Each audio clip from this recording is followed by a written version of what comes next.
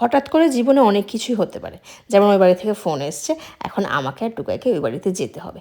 তো এরকম একটা সমুদ্র নদী সব পেরিয়ে আমরা যাচ্ছি জেঠুর বাড়িতে। আর দেখতেই পাচ্ছ এখন কিন্তু বালি বেলুড়ের এই অবস্থা, অলিতে গলিতে পুরো জল। আর এখানে আসার পর এই পুচকি দুষ্টুমি তো লেগেই আছে সারাক্ষণ, ওকে তো চোখের আড়াল করাই যাচ্ছে না, কখন একে ধরে টানাটানি করছে, কখন ঠাকুর ঘরে গিয়ে লুকিয়ে বসে আছে। তো এই বয়সটা কিন্তু এটা করারই বয়স। তারপরে এখন আমি রান্নাঘরে চলে এসেছি, বড় মা একটু খুলে খুলে দেখাচ্ছে জেঠুর হাতের বানানো চিকেন, আর সাথে প্রথমবার জেঠু ফ্রায়েড রাইস বানিয়েছে। জেঠুর সব রান্নাই দারুণ করে। আর এদিকে পুচকি তো দুষ্টুমি করেই যাচ্ছে। আমি আর টুকাই অনেকক্ষণ চলে এসেছি, কিন্তু বাকিরা এখনও আসেনি, তাই আমরা দুজন বসে বসে এইটাকেই সামলাচ্ছিলাম।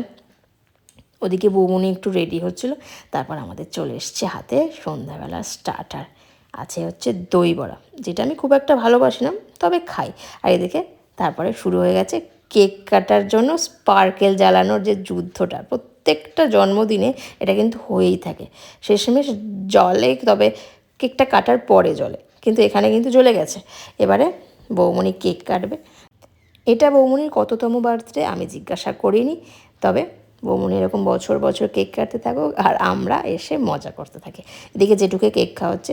জেঠু ক্যামেরা দেখলে লজ্জা পায় কি আমি জানি না, কেমন মুখটা রাগ রাগ করে আছে। এদিকে দাদাভাই তো একদম হাসি মুখে বউকে কেক খাওয়াচ্ছে, টুকাইও কেক খেয়ে নিয়েছে তার বৌমনির হাত থেকে। তারপর দেখি দাদাভাই পুরো কেকটার উপর থেকে যে প্লাস্টার প্যারিসটা ছিল সবটা তুলে নিয়েছে। কার জন্য তুলেছে? এই পুচকিটার জন্য। ও নাকি ওটাই খাবে, প্রথম থেকে বলে যাচ্ছে আমি ওটাই খাবো ওটাই খাবো। আর সারা জন্মদিন বাড়িতে এ কিন্তু এইভাবে ঘুরে বেরিয়েছে। তারপর এই ভিডিওটা টুকাইকে হাজারবার বলার পরে ও করে দিয়েছে। না না, একবার বলেছিলাম সাথে সাথেই করে দিয়েছে, আর ভিডিওটা ঠিক ওরকম হয়েছিল। তারপর বৌমনি ওকে নিয়ে একটু নাচানাচি, ওকে একটু পড়াশোনা করানোর চেষ্টা করছিল, কিন্তু মেয়ে তো একদম রাজি নয়। মায়ের জন্মদিনে কে পড়াশোনা করে? হ্যাঁ, কেউ পড়াশোনা করে? তারপর সন্ধ্যাবেলা কিন্তু এটাও ছিল স্টার্টার, মানে ফিশ ফ্রাই। তারপর ফিশ ফ্রাই খেয়ে দিয়ে আমরা রাতে ডিনারটাও করে নিয়েছিলাম। ডিনারটা দারুণ হয়েছিল। তারপর এখন বাড়ি যাওয়ার পালা। আর এদের বন্ধুত্বটা কিন্তু দারুণ হয়েছে সত্যি। তারপরে আমি একটুখানি চলে গেলাম বাড়ির দিকে, কারণ অলরেডি 11টা বাজতে যায়, পরের দিন আবার অফিস। আর আমার এই যে সারপ্রাইজ, কেমন লাগলো অবশ্যই জানিও।